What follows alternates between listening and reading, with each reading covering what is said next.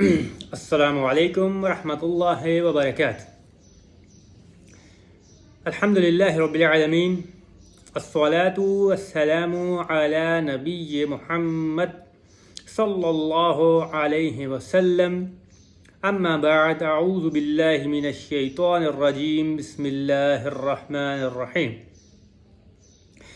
الحمدللہ، اللہ کے فضل و کرم سے ترجمۃ القرآن کا سلسلہ جاری ہے۔ اس سلسلہ میں سورۃ الشمس جاری تھی اور سورۃ الشمس کی آیت نمبر 11 سے آگے انشاءاللہ۔ اعوذ باللہ من الشیطان الرجیم، بسم اللہ الرحمن الرحیم۔ کذبت ثمود بطغواہا، قوم سمود نے اپنی سرکشی کے باعث جھٹلا دیا، یعنی قوم سمود نے جو نبی ان کے طرف بھیجے گئے تھے ان کو جھٹلایا، ان کا انکار کیا۔ اور طغیان کا مطلب ہوتا ہے حد سے تجاوز کرنا، یعنی اپنی سرکشی میں حد سے تجاوز کرتے ہوئے انہوں نے نبی کو جھٹلا دیا۔ اِذِ انبعث أَشْقَاهَا، جب ان میں ایک بدبخت شخص اٹھ کھڑا ہوا۔ اس شخص کا ذکر الگ سے کیا گیا کیونکہ اس نے سرکشی کی حدود کو کراس کرتے ہوئے، پار کرتے ہوئے مزید اس قوم کو بھڑکایا کہ ہاں تم نے جھٹلایا ہے، اچھا کام کیا ہے، جھٹلانا چاہیے تھا۔ تو اس کا الگ سے ذکر کیا کہ ایک بدبخت اٹھ کھڑا ہوا، اور مفسرین لکھتے ہیں کہ اس کا نام جو ہے وہ قدار بن سالف تھا۔ آگے فرمایا کہ فقال لهم رسول اللہ ناقۃ اللہ وسقیاها،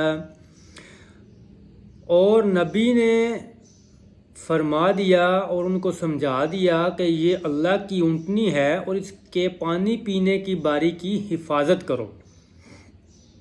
یعنی اس قوم نے، قوم سمود نے کہا کہ اگر آپ سچے ہیں تو کوئی معجزہ لائیں۔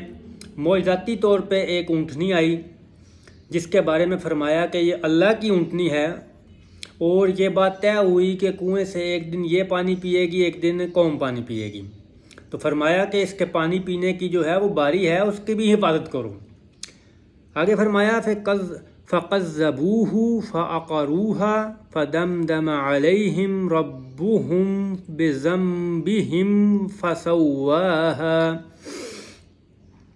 تو ان لوگوں نے، یعنی ان لوگوں نے پیغمبر کو جھوٹا سمجھا اور اونٹنی کی کونچیں کاٹ دیں، پھر اللہ نے ان کے گناہوں کے سبب ان کو ہلاکت میں ڈال دیا، ہلاکت ان پر عام کر دی، بستی کو برابر کر دیا۔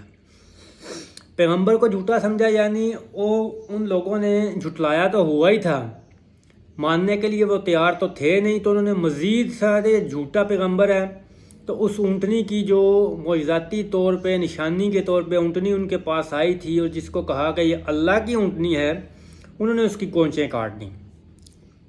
کونچیں کاٹ دی مطلب پاؤں کا نچلا حصہ کاٹ دیا تاکہ وہ چل نہ سکے۔ مقصد ان کا یہ تھا کہ وہ جو ایک دن پانی پینے کی جو باری مقرر ہوئی ہے، اس کی ان کو بڑی تکلیف تھی کہ ایک دن یہ پانی پیتی ہے، ہم رہ جاتے ہیں۔ تو انہوں نے اس کی کونچیں یعنی پاؤں کاٹ دیے کہ یہ چل کے پانی پینے جا ہی نہ سکے، تو یہ مسئلہ بھی حل ہو جائے۔ اور مفسرین لکھتے ہیں کہ اس کے یہ پاؤں کاٹنے والے، کونچیں کاٹنے والا جو کام ہے وہ بھی اسی بدبخت قدار سالف نے کیا، قدار بن سالف نے، جس کے متعلق کہا گیا کہ ایک بدبخت اٹھ کھڑا ہوا۔ ان کے ان تمام گناہوں کے سبب پیغمبر کو جھٹلایا، پیغمبر کو جھوٹا سمجھا، اس اونٹنی کی بھی کونچیں کاٹ دیں، اللہ نے ان کے گناہوں کے سبب ان پہ ہلاکت ڈال دی، یعنی ان پہ سخت قسم کا عذاب نازل کر دیا اور ہلاکت کو عام کر دیا۔ یعنی وہ جو عذاب سخت قسم کا ان پہ آیا، اس نے پھر کسی کو نہیں بخشا، اس نے ہر چیز توڑ پھوڑ فنا کر دی اور بستی کو برابر کر دیا۔ یعنی وہ اس عذاب نے ہر چیز کو فنا کیا، نیست و نابود کر دیا، خاک میں ملا دیا اور زمین برابر کر دی، یعنی اس طرح وہ زمین برابر ہو گئی جیسے وہاں وہ بستی کبھی تھی ہی نہیں۔ تو فرمایا کہ زمین کو برابر کر دیا، کیوں؟ ان کے گناہوں کے سبب۔ وہ آگے فرمایا کہ وَلَا يَخَافُ عُقْبَاهَا، اور وہ نہیں خوف کھاتا ان کے اس تباہ کن انجام سے۔ یعنی اللہ پاک کو اس بات کی کوئی پرواہ، کوئی خوف، کوئی ڈر نہیں کہ ان کے اوپر یہ تباہ کن انجام آیا۔ یعنی اللہ کو کس بات کا خوف ہو سکتا ہے؟ اس سے کون پوچھ سکتا ہے کہ بھئی ان پہ یہ عذاب کیوں آیا؟ اس کو اس بات کی کوئی پرواہ نہیں۔ اور دوسری بات یہ ہے کہ عذاب بھی تو ان پہ ان کے گناہوں کے سبب آیا نا۔ انہوں نے نبی کو بھی جھٹلایا، جو اللہ کی اونٹنی آئی اس کو بھی کونچیں کاٹی ہے، ہر چیز کا انکار کیا، تو ان گناہوں کے سبب ان پہ عذاب آیا۔ تو اللہ پاک فرماتے ہیں کہ اللہ کو کوئی خوف ڈر نہیں ان کے اس تباہ کن انجام کا۔ تو اللہ پاک سے دعا ہے اللہ پاک ہمیں صالحین فرما برداروں میں شامل فرمائے اور بدبختوں اور گناہ گاروں سے محفوظ فرمائے۔ تو اس طرح سے سورۃ الشمس آج مکمل ہوئی۔ اگلی نشست میں انشاءاللہ سورۃ البلد شروع کریں گے۔ اللہ پاک سے دعا ہے کہ اللہ پاک ہمیں صحیح معنوں میں سمجھنے کی، عمل کرنے کی توفیق عطا فرمائے اور اس چھوٹے سے سلسلہ کو جاری رکھنے کی توفیق عطا فرمائے۔ وآخر الدعوانا عن الحمد للہ رب العالمین، والسلام علیکم ورحمۃ اللہ وبرکاتہ۔